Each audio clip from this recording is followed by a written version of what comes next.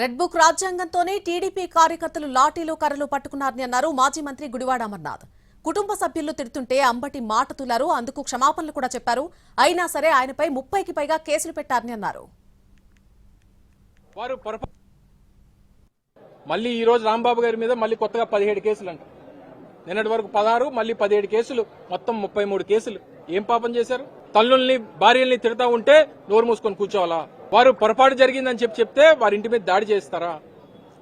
ఇదంతా కూడా ఒక స్టేట్ స్పాన్సర్డ్ టెర్రరిజం గా చూస్తాం.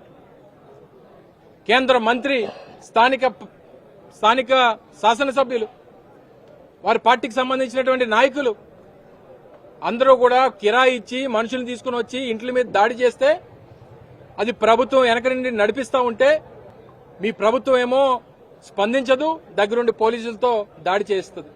వీరి తాలూకా రెడ్ బుక్ రాజ్యాంగాన్ని ప్రజలు ఎక్కువ కాలం అంగీకరించరు, స్వాగతించరు, స్వీకరించరు. తప్పకుండా రానటువంటి కాలంలో మళ్లీ వచ్చేది వైఎస్ జగన్మోహన్ రెడ్డి గారే. మీరు చేసినటువంటి ప్రతి పాపానికి, మీరు చేసినటువంటి ప్రతి గాయానికి తిరిగి వడ్డీతో సహా తిరిగి చెల్లిస్తామన్నటువంటి విషయాన్ని మరొకసారి ఈ సందర్భంగా తెలియజేసుకుంటూ